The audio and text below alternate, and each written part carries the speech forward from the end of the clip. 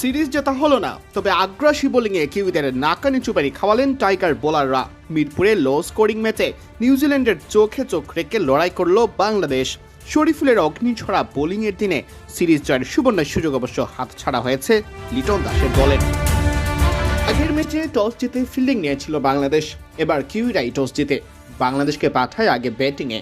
প্রথমে ভালো শুরুর ইঙ্গিত দিচ্ছিলেন সাইফ হাসান ও তানজিদ হাসান তামিম, তবে সাইফ ভালো শুরু পেলেও লেনক্সের শিকার হয়ে সাজ করে ফেরেন 11 বলে 16 রান করে।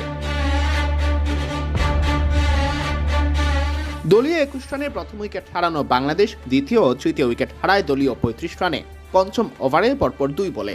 তানজিদ হাসান তামিম ধুঁকতে থাকেন, এদিনও 10 বলে রান করেছেন 6, আর পারভেজ হোসেন ইমন এবার গোল্ডেন ডাকের শিকার। চাপ দূর করার দায়িত্বটা নিজের কাঁধেই তুলে নেন অধিনায়ক লিটন দাস। তার বাউন্ডারিগুলো ম্যাচে ফেরায় বাংলাদেশকে, তবে সপ্তম ওভারে নামে বৃষ্টি।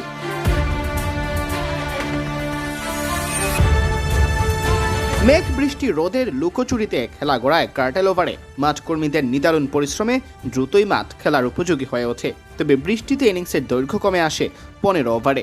দারুণ খেলতে থাকা লিটন খেলা শুরু হতে না হতেই ফেরেন সাজ করে 17 বলে 26 রান করে।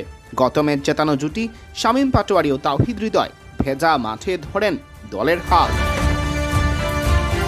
24 গোলে গড়া তার 33 রানের ইনিংসের পরও বাংলাদেশ অবশ্য 15 ওভার খেলতে পারেনি, গুটিয়ে যায় 102 রানে।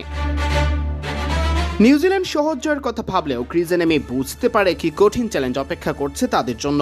এক শরীফুল ইসলামের সামনেই কোণঠাসা হয়ে পড়ে সফরকারীরা। মুড়ি মুরগির মতো উইকেট শিকার করা শরীফুলের বলে টিম রবিনসন বোল্ড হলে স্টাম্পটাই ভেঙে যায়, তৎক্ষণাৎ মাঠে নিয়ে আসতে হয় নতুন স্টাম্প।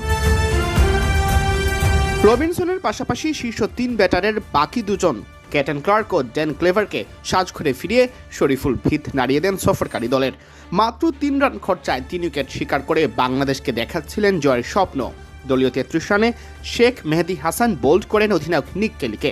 তখন মনে হতে থাকে ম্যাচটা বুঝি হেলে যাচ্ছে বাংলাদেশের দিকে। তবে শেষ পর্যন্ত ভাগ্য আর সহায় হয়নি বাংলাদেশের। ঠান্ডা মাথায় নিউজিল্যান্ড জয় বের করে নেয়, সমতা ফিরিয়ে শেষ করে সিরিজ।